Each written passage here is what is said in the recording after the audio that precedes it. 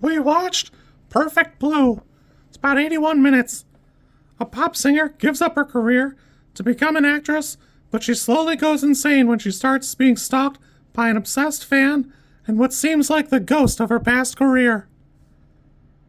To talk about this even a little bit, it's important you know the history, because there's a novel that the movie is loosely based on called Perfect Blue something. I'll look it up in like the second part of the video, it'll say it.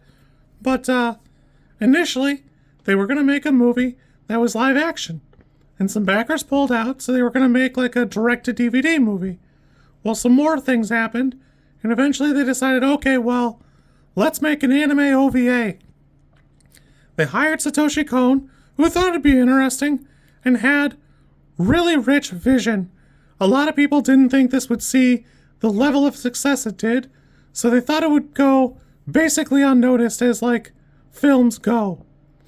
It is insane how far this movie really reached, and this level of success Satoshi Kon really found here, because it really is hugely artful. There's a ton of stuff going on here, and there's a ton of art here, and obviously, on what it is, a shoestring budget. Because my understanding is the novel's pretty decent. It's kind of expensive to find a physical copy, so it'll be a while before I get a chance at it, but everybody has seen at least a little bit of this movie, at least tangentially, the way a lot of people have seen a bunch of different anime movies. I'm sorry, the book is called Perfect Blue Complete Metamorphosis. It's by Yoshikazu Takeuchi, and, there's that. But, man, this movie's so rich. It's so full of such interesting things. I'm not gonna lie, I did watch it because a lot of people say Black Swan is just this movie, but they didn't own the rights, which is weird because they definitely had the rights to make it, and I kind of don't think it would do as well if you tried to make it A for A, just like a live-action movie. There's something so rich here, and I just don't know that you could do it as well. And I mean, we've had the technology to do like The Parent Trap or whatever for 30 years, but I just don't know that you could really nail Perfect Blue without like a generational actress and a ton of extra work. And honestly, other than like the animation could be slightly better for the time, or the budget could have been better at the time, I don't know what more you could do. Because like, just now it's starting to look a little dated, and the backgrounds are a little stiff, but you really don't notice. Really, even just watching Mima's apartment change over the course of the movie as her psyche fractures and fractures is bananas. It's also worth noting that, like, go watch the original, like, stage production with Cham where it's all three of them, because they're not perfectly synced up. Each one of them has their own individual animation, and it's nuts for the time because it was way more common to just, like, change a couple details and copy all the animations. So it's super nuts how good even just that looks when it's not even really fully the focus of the whole show.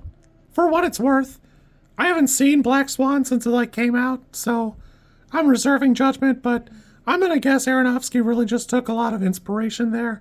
I don't think there are as many parallels as people like to think, and they're very different things.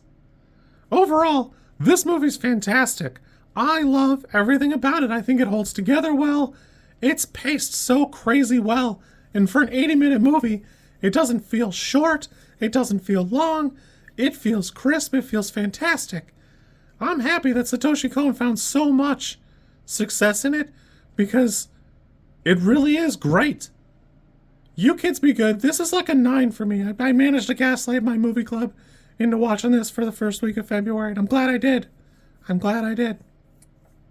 You kids be good. I'll catch you tomorrow, and we'll go from there.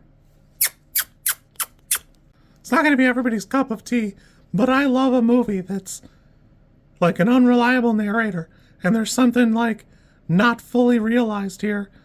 I really do love this. Gosh, I'm kind of mad it took me so long to watch it for the first time. If you like this content, I'm supposed to ask you to like, comment, and subscribe. I think like is here, and comment is probably down there, and subscribe over there somewhere too. I think. I don't know how many times this like snippet is gonna make it into a video. Everybody says you should do it this way, and I always thought it was just like an annoying thing other YouTubers did. And as you know, I am bad at editing, so if you like it, great, I'm happy for you. If you don't like it, I'm sorry.